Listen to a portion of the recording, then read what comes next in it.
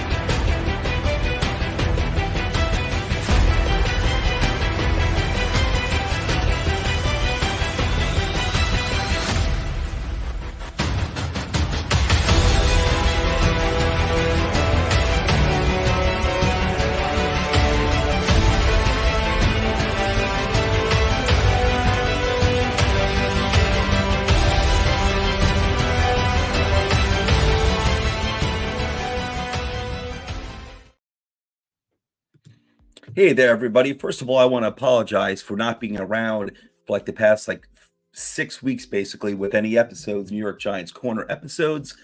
Reason being that I last time I did an episode was the week before Thanksgiving, and I went away for the holidays with my family, like I always do, visit my wife's side of the family out in California for Thanksgiving. And honestly, by that point, there wasn't anything really to talk about anyway. We're kind of just, winding down the I'm using this background music. Let me know how it goes. Let me know if it's too loud, but I kind of like it actually. But by that point, by the end of November, there really wasn't much to talk about anyway. So, there was Danny DeVito versus Tyrod Taylor, and I gave my piece on that. I was totally cool with going with Danny DeVito. Not that I thought he was better than Tyrod Taylor, but I was interested to see if he could be a viable backup quarterback moving forward, just for, the next few years or however long, a viable backup quarterback on the cheap. The Giants got a few wins. Giants got a few wins with him at the helm at quarterback, and that was pretty cool. But obviously Tyrod Taylor, was the better quarterback, had a great game against Philadelphia, which I'm gonna start talking about in a second. But again, haven't done an episode in weeks because there just really wasn't much to talk about. By the end of November, it was the Tommy DeVito show and just winding down the rest of this of what was really a absolutely horrendous season. So I will say that I'm really happy how the team did stick together. They did not give up. They showed up for work. They played hard throughout the entire season, even when, in the middle of the season when things were at their worst, when they had 1 or 2 wins, the team played hard and they did not give up. Lost their starting quarterback, lost their backup quarterback, down to the third string quarterback. And here they were still playing hard, rattling off 3 wins in a row, if I recall correctly, even beating the Packers, who wound up going to the with their third string quarterback, who wound up going to the playoffs. So, I'm impressed with that. But obviously the season was an absolute disaster compared to expectations. And whether or not, I thought they were going to have a better record. And I always thought, definitely there was the possibility that they could take a step back. That was always possible, but not be a total shit show like they were, especially for the first 4 to 6 weeks of the season. Anyway, I'm going to try to keep this video under half an hour. It's going to be very difficult because obviously there is a lot that happened. I was waiting for the season to end because it was just, it was horrendous. I wanted to see individual players develop and do well. We saw some of that. We didn't see that with some other players, i.e. Evan Neal, and some others as well. But overall, I was glad to see some of the young guys like Wan'Dale Robinson. Deontay Banks had a good rookie season, so it was good to see some of that. But man, it's funny. As bad as this season was, we're a 6-win team this year, and you are what your record says you are, to be fair. But with everything that went wrong, as poorly as the season started, as poorly as the starting quarterback played, Daniel Jones, losing your number 2 quarterback in Tyrod Taylor, this is a team that actually could have had 9 or 10 wins pretty easily. And not that they would have deserved 9 or 10 wins. And you can say this about any team. I get it. There are wins that the Giants had that, they could have lost. But man, there are some games here, especially Buffalo, and the Jets game. And I think there's at least one, maybe 2 other games where the Giants could have, should have won those games, and blew it like a missed field goal or last second fumble or interception or whatever, at the end zone, and that's just, listen, that's what bad teams do. They don't put it together. And but it's crazy to think that I do think this team is more talented than being a 6-win team. I do think this team should have been, like, honestly, like a 9-win team this year. If everything was, went pretty much according to plan, they should have been a 9-win team, even given their difficult schedule. But anyway, listen, let's dive into the content here, and that is a brief recap of the Philadelphia Eagles game, and also the massacre at MetLife, all the firings. A lot of them well deserved, and one of them maybe deserved, but certainly controversial, if you want to call it a firing or a resignation. But anyway, let's start off with the Eagles game. Listen, it is always good to get a win, and especially against the Eagles. I'm not going to lie, I was absolutely torn between wanting to get the higher draft pick, which in theory, generally speaking, I want the highest draft pick possible this year. And however, when it's game day, I want to win those games. But I want to win the games with the players and the coaches. I don't want anyone giving up. I do not believe in it at all. I just don't believe that. If you lose, I want them to lose. That's it. I don't want them to tank. I don't believe in it.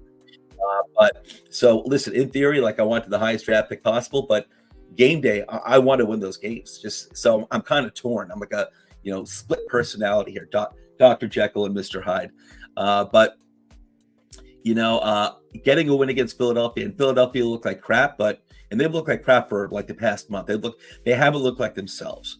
And hats off to Justin Stevens, one of my compadres here, told us the titles, who at the beginning of the season predicted that the Eagles were not going to be the same team that they were last year. And I don't know what the reason is. It could have been some of their coaches that they lost, some of their coordinators, but they're definitely not the same team, which is weird because I almost feel like they're even more talented than last year. But Philadelphia hasn't been playing well, but whatever. I mean, we're a 6-win team, and the Eagles are, for me, like our arch nemesis. Like, Washington, we always have handled. Dallas, I always feel like, whoever's the better team on paper wins that game between Dallas and the Giants. Dallas has been a much better team than the Giants on paper for a long time. They should be kicking our ass. In the past, when we've been a better team on paper, we've beaten Dallas. So my thing with Philadelphia is that even when we've been a better team on paper, even if we get the win, it's like scratching and clawing and barely making out of there with the win, even if we've been substantially better on paper than the Eagles in the past. And so they just have our number. So any win against them is good. It's not like the Eagles. The Eagles started this game playing all of their starters, including Jalen Hurts and A.J. Brown. I don't know anything about A.J. Brown's injury. I hope it's not serious. I don't like to see serious injuries. I hope there's nothing wrong with his knee or whatever, and that he'll be available for the playoffs. And you let the teams line their players up and play the playoff games. And so I hope he's good. I hope he's okay to go. Like I said, I don't want to see any long-term injuries with any players. But they played their starters. The Giants kicked their freaking teeth in, and it was a great feeling. And I know we lost. I think we slipped back one spot in draft order from number 5 to number 6, but like I said, at the end of the day, this is about winning games, and I don't expect players or coaches, to throw games and to, they're here to secure their jobs and secure future contracts. And it's a good feeling to get a win. So this had to have been the best game played by the Giants the entire season. When like every facet of this of the game, defense had like 3 interceptions, or like 2 interceptions and 1 or 2 fumble recoveries. The offense, Tyrod played great. I think he had, 300 yards passing. Wan'Dale Robinson had a good game. Darius Slayton had a good game. Saquon Barkley had a very good game. He had like well under 100 yards rushing, but with the yards he put up receiving, he had over 100 yards and 1 or 2 touchdowns. Saquon had a great game, and this is very well his last game as a Giant. I hope not. I hope the Giants do use the tag. People who say that Saquon, that's too much money. It's 1 friggin' year. And I would be very happy to give him a 2-year deal. It doesn't sweat me at all. You need talent. I've said this again, and I'll reiterate. Saquon Barkley is not just a friggin' running back. He's a superstar player. And yes, again, he barely missed out on 1,000 yards. I think he had like a 960 yards rushing. He missed a few games with injury. Dude, you have a lot of superstars in this league who have missed time because of injuries, and yet they get paid. And listen, these players are another team, so I don't know what the fan bases are saying when they get injured, but dudes get injured, man. It happens. And this is a guy who's said clearly he wants to be a Giant for life. And listen, I'd rather pay Saquon Barkley $13 million a year than some number 2 wide receiver like $17 million a year. I'd rather have Saquon Barkley than Christian Kirk, who's getting $18 million a year. And hats off to Christian Kirk. He's not a bad wide receiver, and he had a very good year last year, but you're not building your team around Christian Kirk. If you're showing me a wide receiver one who we're going to shell out like $25 million to, all right, that's different. Then let's talk. But other than that, give me your star player at any position. I don't see the San Francisco 49ers sweating Christian McCaffrey's contract of like $16 million a year. Anyway, I digress. I'm going too much on Saquon. I don't want to go there just yet. I'm trying to keep this under a half an hour. But anyway, Giants, every facet of the game. Defense played really, really well. Offense played very, very well. Another thing about Saquon real quick. I'll digress real quick. He played behind the worst offensive line this year in the NFL. And it was probably the worst. It's the worst I'd ever seen on the Giants. And every friggin' year I say the OL can't get worse than last year. It can only go up from here. And they proved me wrong every single year. But anyway, offense played really, really well. Defense played very, very well. And special teams played well.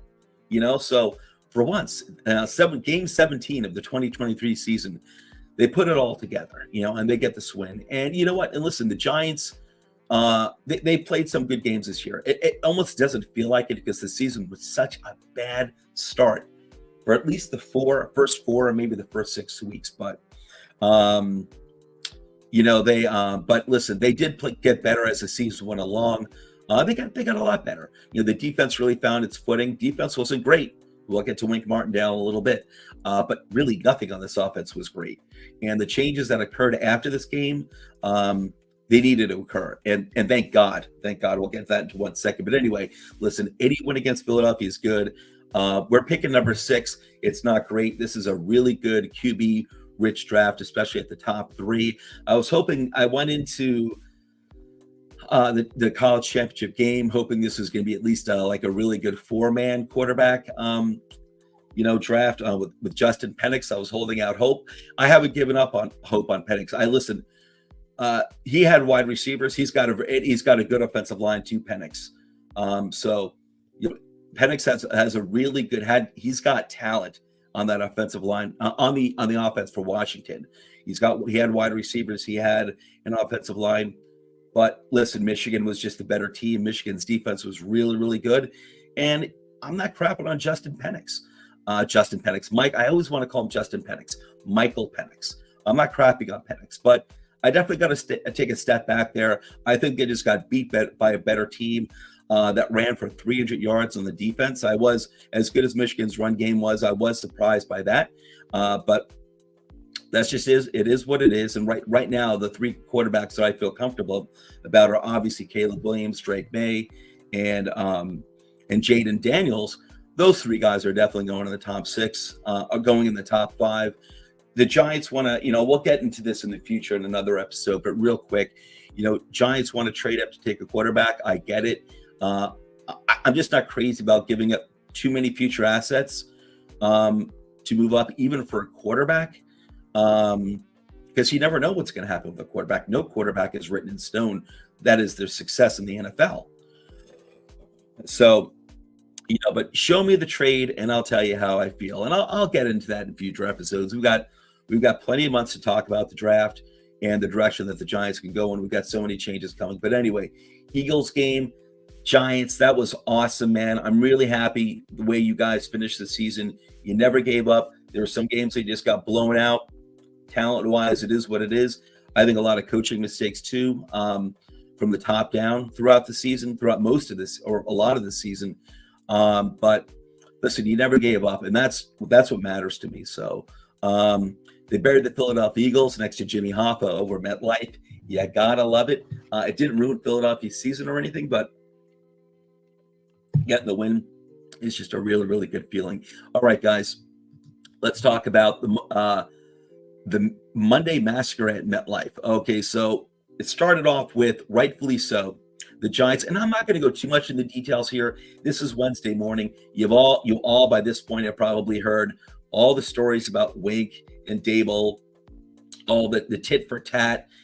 Everyone was getting. It's funny. Everyone was getting Wink's side of the story like Monday, and everyone's on Wink's side of the story, and everyone's on Wink's side. It seems like the fan base that is. And then yesterday, the Giants are getting the Giants or Dable's side of the story out. And now all the fan base seems to be like, oh, I didn't know that. Now, goodbye, Wink Martindale, and I'm just going to say this. We are, as humans, we tend to go with the last thing that we heard. All right. And the last thing we heard was Dable's side of the story. I'm not taking sides here because we're not there. The fact is, you're really not going to know exactly all the specifics, how everything went down, not just this entire season, but this off season, last season. How are things building up leading into the season? And the only way you'd actually get a real feeling for everything that happened is getting both sides of the story at the same time, getting Table and Wink like on a podium and talking it out in front of everyone. And that's not going to happen. So I would just say to the fan base, remember, you don't know everything, even though you've gotten major snippets, and maybe some of it's even propaganda, but maybe you've gotten major snippets from both sides of the story, Remember, you still do not know probably even close to all the story and all the little things that lead up to where they got. There's so many things that happen, over the course of the season, or even maybe going back to last year. I don't know when these problems started, but anyway. All right, so let's start off with the Shane press conference. I'm not going to go into details on that. Again, it's Wednesday morning. You probably know all the details, but they did the right thing by definitely firing Bobby Johnson, the offensive line coach. My God, not one friggin' young player they drafted over the past 2 seasons improved under Bobby Johnson. And he came to this organization not having the best reputation. This is the thing that pisses me off about coaches and GMs is, and also kind of worries me about not working out with Wink Martindale. Maybe it's all Wink's fault. I have no idea. But these coaches come from these old their previous organizations, and they seemingly bring along as many guys as they can that they're friends with. Bobby Johnson didn't come with swell human being. Didn't come over to the Giants with the best reputation for developing offensive linemen, and we saw it in 2 seasons with the Giants. It's been horrendous. You had Evan Neal, who was a number 5 overall pick, and at points last year was probably in the talk as being the number 1 overall pick on the big board over, you name it, over Hutchinson, Kayvon Thibodeau, whoever. And for him to have no development in 2 seasons is disgusting. John Michael Schmitz. I didn't necessarily expect Pro Bowl performances from this dude. He's a rookie, but he looked okay in the beginning of the season. He looked like a young guy who's got stuff to learn the NFL, but he showed his flashes. Kind of regresses, the second half of the season, and that I don't expect at all. I think JMS is too talented for that. He's too smart and he's too talented for that. That's bullshit. That is friggin' bullshit. You drafted Josh Azudu last year in the 3rd round, and maybe you overshot on that, Josh Azudu, on the back end of the 3rd round. I get it. But for him to really show no improvement whatsoever, Josh Azudu's got natural traits. This guy is strong, and he's got good feet. He's got ability. And for him to show no progress whatsoever, he showed some, but not nearly enough. Ben Bredesen, he had a little progress. Marcus McKeithen, who they drafted in the 6th round in 2022, him and Azudu both came from UNC, who's known to have strong offensive lines. Not much there. And don't get me wrong, I realize Joe Shane in the front office didn't exactly help them out, with the lack of veteran depth there. I get it. They had Gleniski, and that was pretty much it. But really, you got it. Here's the thing is you have to develop your young offensive linemen. You cannot be spending, all your cap space on vet offensive linemen. Because this is what you're going to get. Unless you're trading for a guy like when they traded for Zeitler a few years ago, he was a proven quality, really good guard in the NFL for a long time. And he was making like $10, $12 million a year. Totally respectable. Even like 4 years ago, whenever they traded for him, the contract then was fine. It wasn't something that was crazy. But more often than not, in free agency for offensive linemen, like for most positions, but for quality offensive linemen, even mediocre offensive linemen, you're going to pay through the friggin' nose. And this team has invested a lot of draft picks over the past few years, rightfully so, on the offensive line. And to see no development in 2 years under Bobby Johnson, it's friggin' disgusting. Absolutely disgusting. I'll say this. I don't believe in ownership getting in the way of the front office and the coaching staff. I'm not saying I am not someone who says that ownership should never have any say in decisions at all. You should have some say in major decisions that can really affect the direction of the franchise. You're the owner. And at any given time, you may have to fire your general manager. You may have to step in and fire your head coach. You may have to do that. So you have to take the longest view of your organization.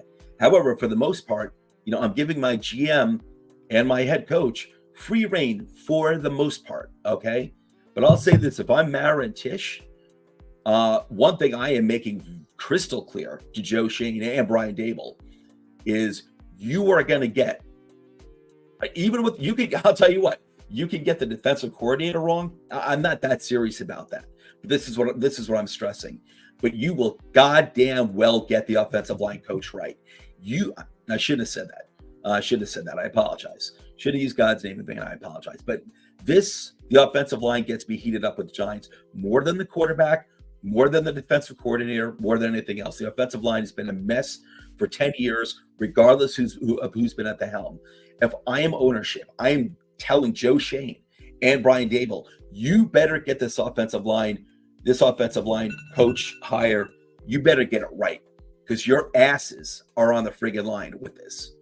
Unless you draft or trade for Josh Allen and you've got a quarterback, who can make a crappy offensive line look mediocre, okay, there you go. There's still no excuse for not to be able to develop young offensive linemen. But you've got to get that right. That offensive line coach hiring, you have to get it right.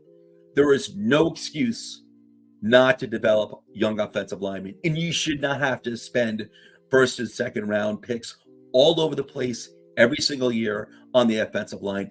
Every single quality front office and coaching staff in the NFL, they develop mid to late round picks and undrafted free agents occasionally to being at least serviceable players, serviceable starters.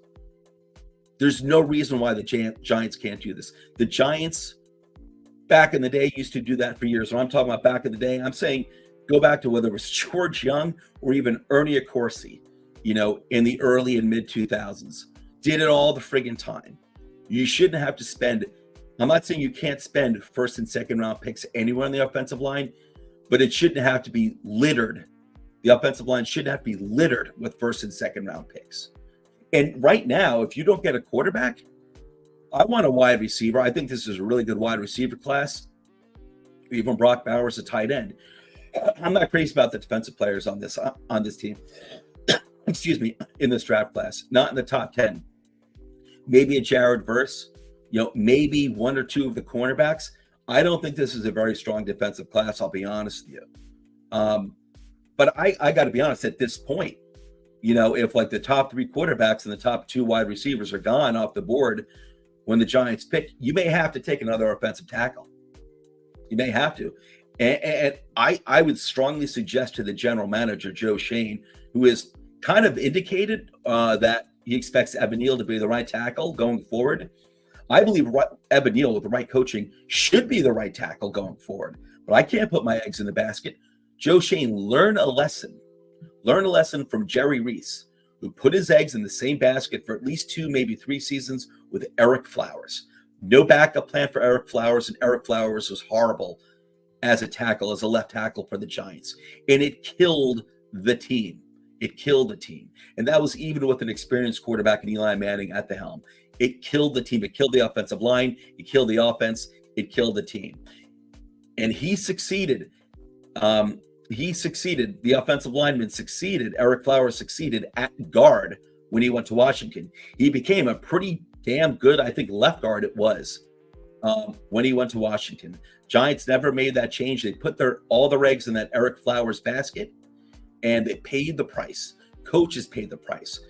The team paid the price with that. You can't do it. I still believe in Evan Neal, but you got to show me the right coach. This just can't be a matter of like, well, we both came from, this offensive line coach, he came from the Bill Belichick tree, and he came from the Bill Belichick tree like I did, or I've worked with him in the past. If I'm ownership, I'm telling my GM and my head coach, you got to get this right, and you got to get a guy with a proven track record, team after team after team of success. Developing offensive linemen. There is no excuse anymore. There is no excuse. You cannot go out and spend, a boatload of money on multiple free agents on the offensive line. You have multiple areas to address. All right, so I spent too much time on the offensive line, but that is the thing that just pisses me off the most, because it's been so bad for so long, regardless of who's been at the helm. It's ridiculous. And I do not buy that all these scouts and GMs get it wrong with all of these draft picks on the offensive line. I don't buy it. I think it's been the coaching. So if I'm ownership, I'm telling my front office, you get this pick right. You better get this pick right on who you're hiring for the offensive line. It's been disgusting, and unacceptable. Bobby Johnson gone, and he's good friends with Brian Dable. Brian, thank you for finding your good friend. Bobby Johnson, I'm sorry. He seemed like a really great guy, good human being, but good luck to you in your future. McGahee, special teams coordinator, is gone. Deservedly so, I will say this. McGahee, his tenure, he's been with the team for 6 years. His tenure before Dable got here wasn't bad. He never really, as the Great Talking Giants program pointed out, he never really added anything. Even his first 4 years, special teams may not have been bad, but they were never great either. But you have to look at, this is a team that has not exactly been deep in talent, and normally your special teams players are mostly made up of, your backups. That's who's playing special teams for the most part. And, this hasn't been the most talented, the deepest team in the NFL, for the past 6 years. And McGahee, over the past 2 seasons, his hands were tied with a lack of real return ability. No proven return guys. What happened last year I forgot who it was, but the returner last year went down with an injury, and Brian Dable puts Adoree Jackson in as returner. Adoree Jackson, I think, returned in college. I don't think he did any returns at Tennessee, and he didn't do any returning in the Giants' first year. Adoree Jackson was a really good cornerback for the Giants for, not this year, but the previous 2 years. He was a starter. Why would you do that? I think it was the first punt he returned or kick he returned. He got injured on last year, and he was missing for 4 to 6 weeks. Why would you do that? And then this year they come in again, no proven returner. They could have had Jamison Crowder, but they let him go. He went to Washington, did a great job as a returner for Washington. They had no proven returner. They wound up putting Eric Ray back there, and it was horrible. And that's not, I don't know how much of that is on McGahee. I don't know how much of that is on McGahee, but listen, it wasn't just the return. It wasn't just the returner. Special teams had many breakdowns over the past, especially the past 2 years. Not enough players being on the field, 10 players being on the field, 9 players being on the field. Long punts, long returns being given up way too often. So McGahee, I don't think that's all on him. I think he did have his hands tied behind his back in certain aspects, but it's also there's too much on him to not be fired. So he should have been fired. My whole thing was Bobby Johnson had to be the first one to go. He and McGahee are gone. I'm glad McGahee's gone as well. Now let's get to Wink. Okay, so Wink, regardless of what was said, leading up to the end of the season, it looked like Wink was gone. I wanted it to work out. There are aspects of Wink's defense. I'm just going to keep it very general that I do find frustrating. I do find it frustrating that you've got your edge rushers, and Azeez Ojulari's been injured this year. He's been injured a lot for the Giants. But Kayvon Thibodeau, people are being critical of Kayvon Thibodeau. I think Kayvon Thibodeau's actually had a pretty good first 2 years. Last year, I think he was actually better than people thought. And then this year, he had his 11 and a half sacks. But, people look at the lack of pressures, understandably so. But he's been used a lot in different ways, where he's not being used to pressure the quarterback.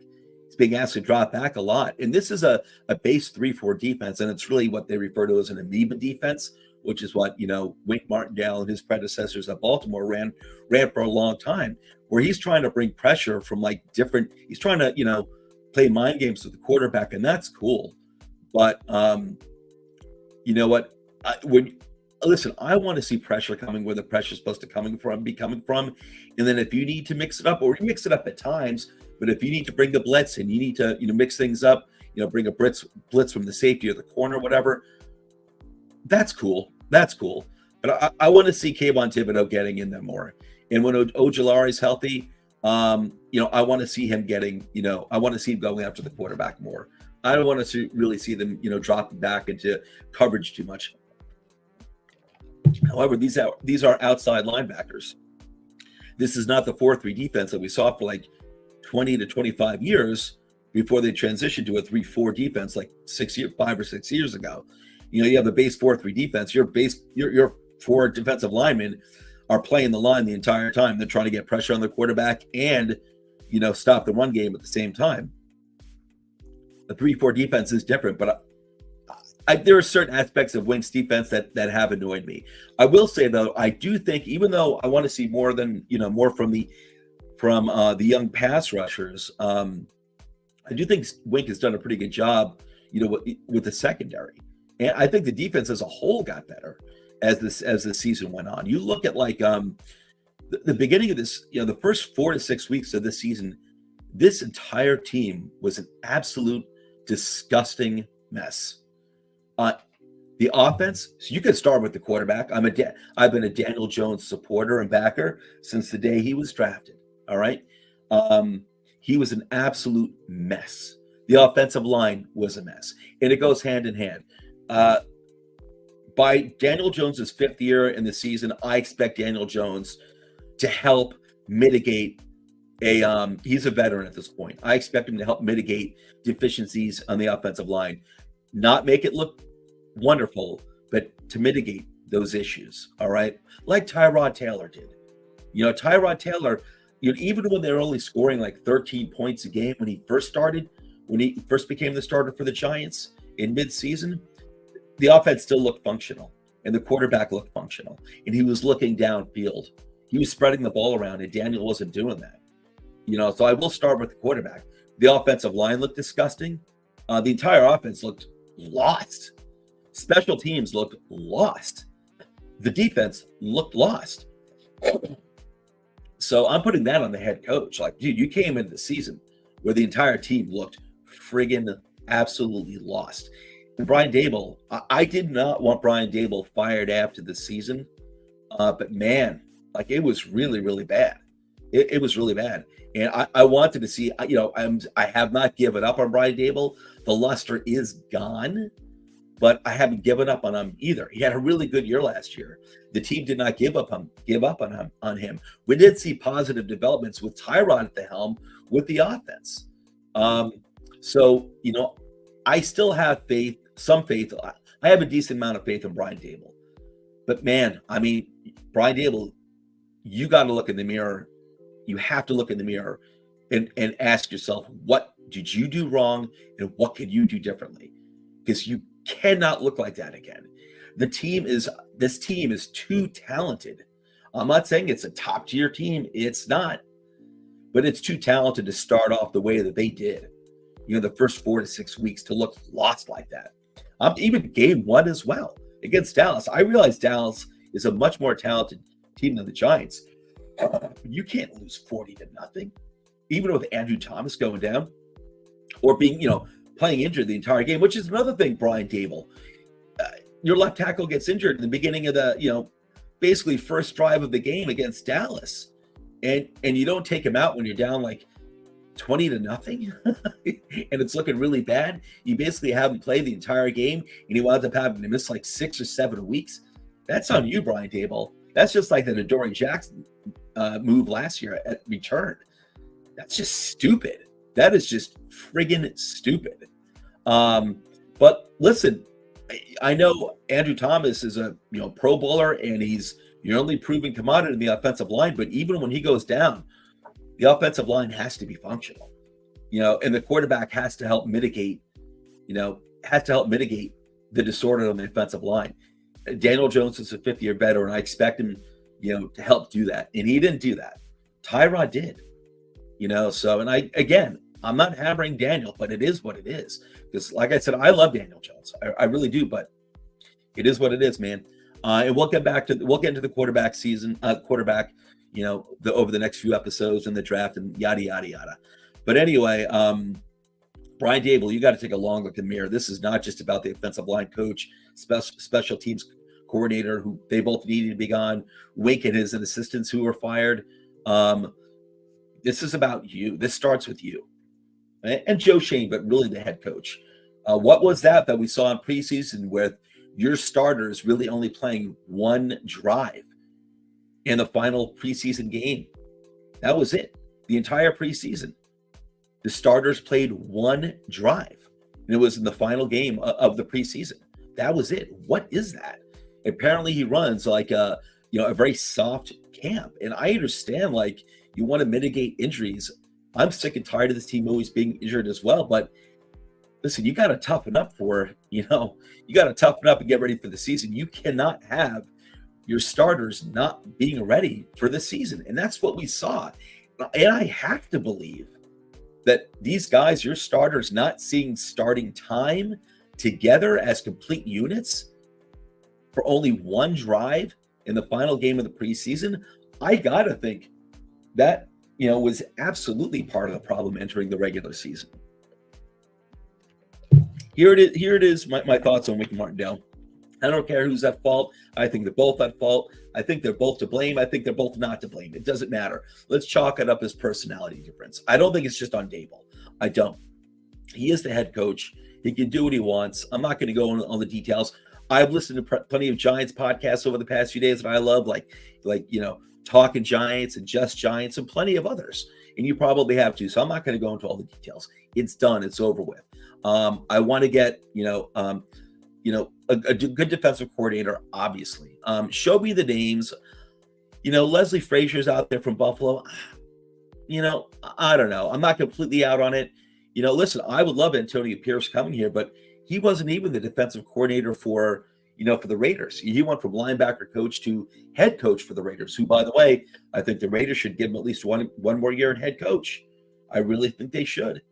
That team responded to him. I think they should.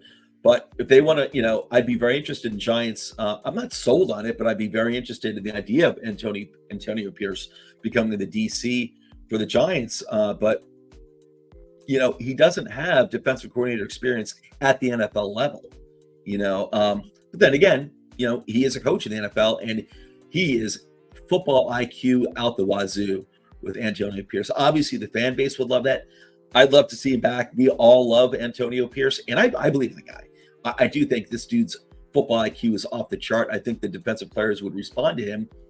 So, listen, I'm totally cool with a linebacker coach, getting that opportunity. You got to become a defensive coordinator at some point, right? There's also in-house opportunities here, too. Jerome Henderson, our secondary coach, is excellent. He's an excellent secondary coach. And as far as I know, the players like him, too. I'd love to see him interviewed for the job, at least.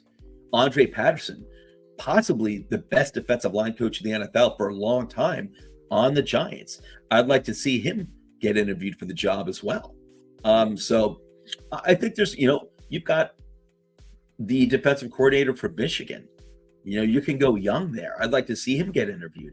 There's other people too. I'm not completely out on Leslie Frazier. I just get worried about, it's too much of a focus on, I got to bring my guys in. You guys that I've worked with before. It's not bad.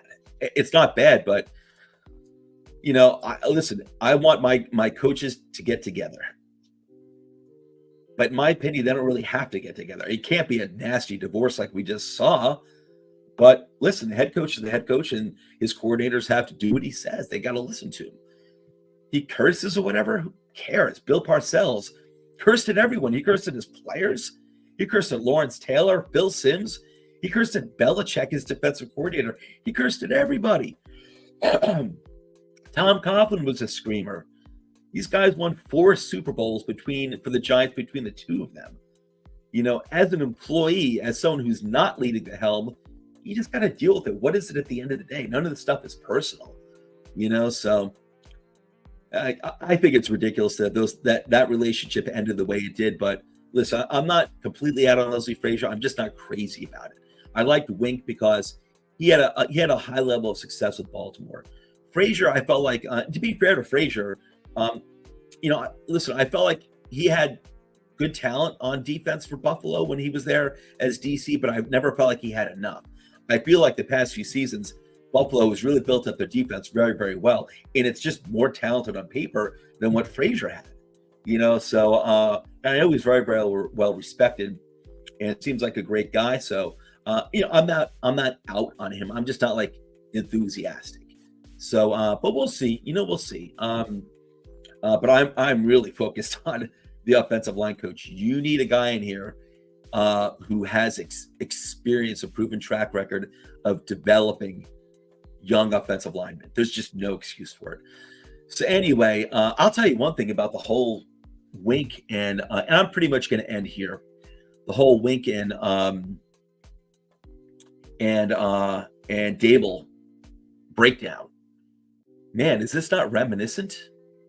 Is the Wink and Dable breakdown not reminiscent of pretty much the Judge and Garrett disconnect in their relationship?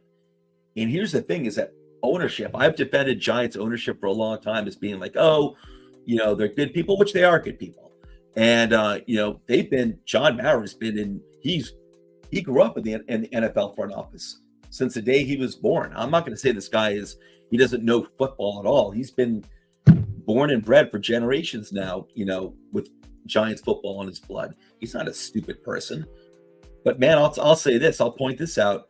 Jason Garrett and Wink, were they forced anyway onto Joe Judge and Brian Dable respectively? I didn't really take that seriously with Jason Garrett. Other fans were making that accusation with Jason Garrett and Joe Judge. I just figured that, listen, I didn't ever wanted him as the OC, but Garrett was a respected mind around the NFL on the offensive side of the ball, and he was available. And the thing is that fans were rightfully pointing out that, Giants ownership has always loved Jason Garrett. They had a close relationship with him. Joe Judge becomes the head coach. Apparently he wanted Brian Dable from Buffalo, and Brian Dable at that point wanted out of Buffalo, but Buffalo wasn't letting him out of his contract to become the OC somewhere else, understandably so. So he took Jason Garrett. I don't know if Jason Garrett was forced on Judge, but those two didn't get along. There was definitely a difference in many philosophies there. Judge fired Colombo, Jason Garrett's offensive line, right-hand man, like 6 games into Judge's first season. And then what do you have here? The Giants front office apparently was very enamored with Wink Martindale, who they interviewed for the head coaching position when they wound up hiring Joe Judge. It sounds like Wink was kind of like, the number 2 option there, where they would have went with Wink if it weren't for Joe Judge. That's my understanding. And they really liked him a lot, and Wink loved ownership a lot. And Wink has had a good track record, don't get me wrong, with Baltimore. So it wasn't crazy at all that they hired Wink. I loved the hiring. I really did. I wanted an aggressive defensive coordinator. He had a proven record of success, and so I was happy about it. But man, when you look at like such a personality conflict here between Dable and Wink, like I do have to ask, like, is this another like? I don't think ownership forced it, but it was kind of like, hey, listen, if you don't find like your number one guy, Brian Dable and Joe Judge, well, here's Jason Garrett and here's Wink, who we both like a lot, and it's kind of like a friendly suggestion from your new bosses. And if that's the case, then ownership, you need to just back off. Like I said, if I'm owner, I'm never going to divorce myself completely from decisions. You as the owner, GM, you got to take a long-term perspective on the direction of the team. Ownership, you got to take a really long-term perspective on your team. Post general manager, because you may have to fire your general manager at any given time. But and that's why if I'm the owner, I would serious, and I'm dead serious. I'm telling Shane and Dable, get that offensive line coach right. You get it right. I don't care if you love the guy and you've worked with him or you haven't worked with him, but at least he's got a proven track record of success. Go and double this guy's salary. If another team, if he's on another team, the other team is willing to let him go. If he wants to come here, you double the guy's damn salary. You invest in your young offensive line that way. You get them a proven offensive lineman, and if you got to double this guy's salary, you're gonna reap the dividends because he's gonna help you develop your young offensive linemen like they should have been developed all along. Don't worry about that. Just get the right guy with the proven track record of success. And I spent 10 minutes talking about this, but this is the one thing that really gets me fired up is the offensive line and the coaching there. But anyway, man, ownership, I hope you're not giving any more friendly suggestions to Shane and Dable when it comes to the coordinators. Just tell them that, you guys got to pick the right guys, and especially the offensive line, like there better be a proven track record of success. When it comes to the DC, if you want to bring in Frazier, or you want to bring in a guy like Antonio Pierce, or the guy from Michigan, the DC from Michigan, these guys who don't have a proven track record of success, but as NFL defensive coordinators, but who have upside, that's cool too. But when it comes to the offensive line, there better be a proven track record of success. But anyway, guys, I've said my piece over here. I know there's some comments, guys. That's right, Coach Chefs. He was here at the beginning of the show. And sorry, John, I didn't address the comments. I just wanted to just speak my mind. So yeah, when Joe's upset with Daniel Jones, it's bad. I'm not upset with Daniel Jones. Upset is kind of like being mad. I'm disappointed. I'm disappointed. I am. I think there's plenty of blame to go around.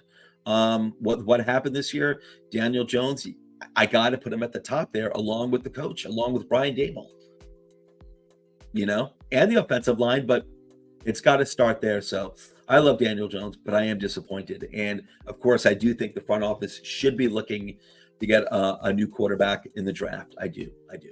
But anyway, guys, I'm out of here. I will be doing the show again regularly, weekly, or maybe every other week. We'll see what happens with the news and stuff like that. I am going to start doing some mock drafts and stuff like that. So I'm back here pretty much to stay, for the rest of the off season.